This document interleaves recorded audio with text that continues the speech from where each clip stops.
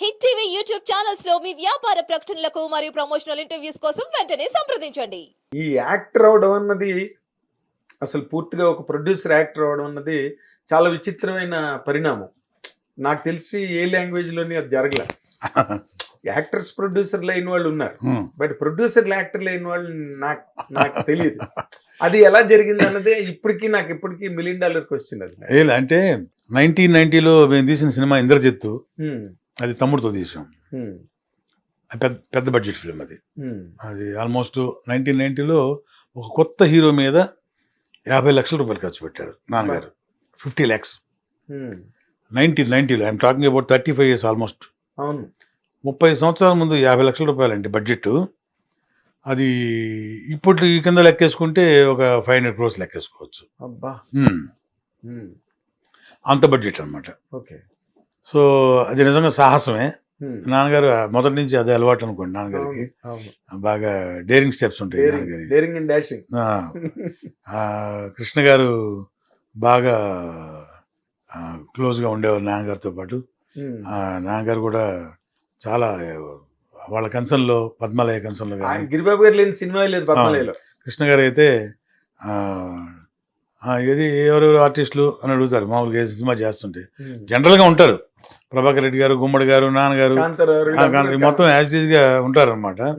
ఒకవేళ ఎప్పుడున్న క్యారెక్టర్ లేకుండా ఏదైనా అయితే గిరిబాబీడే, గిరిబాబీ రాలేదు అని అడుగుతారు. అట నా చెప్పేవారు నాన్నగారు. ఇలాంటి దానిలో అంటే ఇక మరీ ఏ క్యారెక్టర్ లేకుండా చూసి 2-3 days క్యారెక్టర్ అయినా సరే ఆయన ఉండాలి అని చెప్పి అలా అంత మంచి స్నేహం వాళ్ళది. అట్లా అనమాట. అలా జరుగుతుండే ఈ రోజుల్లో. కృష్ణ గారితో సింహగర్జన సినిమా భారీ బడ్జెట్ సినిమా. ఆ రోజుల్లో 30 లక్షలు. 1979లో 30 lakhs అనమాట. 90లో తమ్ముడితోటి చేసిన సినిమా బాగా ఆడింది. కుర్రాడు కూడా మంచి పేరు వచ్చింది. కాకపోతే మనకి తీసుకురావాల్సిన రెవెన్యూ రాలేదు. అప్పటి డిస్ట్రిబ్యూటర్స్ కూడా కొద్దిగా చేరేయాల్సిన డబ్బు మనకు చేర్చలేదు సరిగ్గా. కొంచెం ఆ విధంగా మనం బాగా దెబ్బతినాల్సి వచ్చింది కమర్షియల్గా. నాన్నగారు కూడా ఏంటంటే ఈ రెవెన్యూ కలెక్ట్ చేసే విషయంలో బాగా వీక్. అంత గట్టిగా అడిగి ఫోర్స్ చేసి తీసుకునే టైప్ కాదు నాన్నగారు. అట్లా కాదు అసలు. ఇది సాఫ్ట్ క్యారెక్టర్ అనమాట. సరే, ఇక అప్పటికి నా వయసు కూడా చాలా చిన్నది. సో ఏదైతే సినిమాని అయితే బయటికి నెట్టగలిగాం కానీ నష్టాన్ని పూడ్చుకోలేకపోయాం. ఆ ఎఫెక్ట్ బాగా దెబ్బతీసింది. సో ఏంటంటే మాకున్న ప్రాపర్టీస్ అన్ని అమ్మి నాన్నగారు చాలా హానెస్ట్గా ఆ సినిమా రిలీజ్ అప్పుడు నాన్నగారు చాలా ఇబ్బంది పడ్డారు. అంటే ఆల్మోస్ట్ 33 lakhs డెఫిసిట్లో ఉన్నది. కానీ కొంతమంది కొన్ని డిపార్ట్మెంట్స్ అంటే ఫైటర్స్ యూనియన్ కావచ్చు, కెమెరా డిపార్ట్మెంట్ కావచ్చు, ప్రసాద్ ల్యాబ్, మన జమినీ కిరణ్ గారు, వాళ్ళందరూ కూడాను నాన్నగారి మీద ఉన్న గుడ్ విల్ తోటి ఎల్లుండి సినిమా రిలీజ్ అంటే ఈరోజు ఏం చేస్తాం, డబ్బు రాకపోతే సినిమా ఆపకూడదు, రిలీజ్ చేయాలి, ప్రెస్టేజ్ ఇష్యూ. అలా రిలీజ్ చేస్తాడులే, ఎవరి కోసం రిలీజ్ చేస్తాడులే అని సగం తీసుకొచ్చిన వాళ్ళు కూడా ఉన్నారు. డబ్బు 25% తీసుకొచ్చిన వాళ్ళు కూడా ఉన్నారు. సరే, ఏదైనా కానివ్వండి అండి, అది మా బ్యాడ్ లక్. అంటే గుడ్ విల్ కూడా ఒక్కొక్కసారి మైనస్ అవుతుంది అన్నదానికి నిదర్శనం కదా. అంతే, అలా అనుకోవాలి ఒక్కోసారి. మా టోటల్గా ఏంటంటే మా బ్యాడ్ లక్ అనుకోవాలి. సో ఆ విధంగా ఏంటంటే సినిమా రెవెన్యూ బాగానే, అంటే కొన్న వాళ్ళకి వాళ్ళ డబ్బులు వాళ్ళకి వచ్చినాయి కానీ 10 రూపాయలు వాళ్ళకి మిగిలింది. కానీ మా వరకు అయితే బాగా నష్టపోయాము. అది నాన్నగారు ఏంటంటే అది ప్రెస్టేజ్ ఇష్యూగా తీసుకొని సినిమా రిలీజ్ చేయడం జరిగింది. ఆ 33 లక్షల రూపాయలు డెఫిసిట్ అనేది మామూలు డెఫిసిట్ కదా అప్పట్లో. సో మాకున్న మెడ్రాస్లో నాన్నగారు ఏదైతే సంపాదించారో 20-25 years అవి మొత్తం అమ్మేసి హానెస్ట్గా ఆల్ డిపార్ట్మెంట్స్కి ఎవ్వరికి కూడా రూపాయి బ్యాలెన్స్ పెట్టకుండా విత్ ఇంట్రెస్ట్ పే చేశారు. చరిత్ర ఇది నేను గొప్పగా చెప్తాను కూడా. చెప్తా కూడా.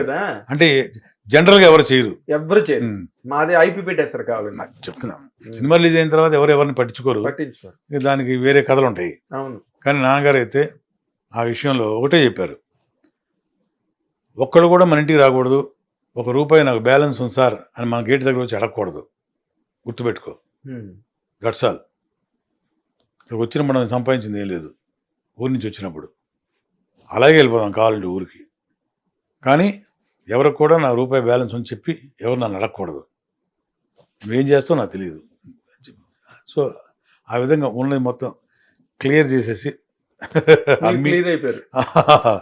ఆ టైంలో మీరు అడిగిన క్వశ్చన్కి నేను ఇంత చెప్పాల్సి వచ్చింది. చెప్పాలి మరి, లేకపోతే ఎలా తెలుసు? ఆ టైంలో ఏంటంటే బాగా మేము కమర్షియల్గా బాగా వీక్ అయిపోయాం. ఆర్థికంగా బాగా దెబ్బతిన్నాం. బాగా అంటే ఒక విధంగా చెప్పాలంటే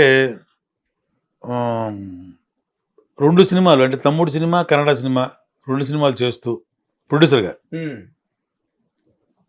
ఒకే రోజు 2 సినిమాలు, ఒకటి బెంగళూరులో, ఒకటి హైదరాబాద్లో, చెన్నైలో 2 సినిమాలు హ్యాండిల్ చేసేవాడు. అంటే మార్నింగ్ బెంగళూరు వెళ్ళి అక్కడ పనులు చూసుకుంటూ, అఫ్కోర్స్ మన ఆవుతి ప్రసాద్, హరిప్రసాద్ గారు వాళ్ళిద్దరు అక్కడ ఉండేవారు.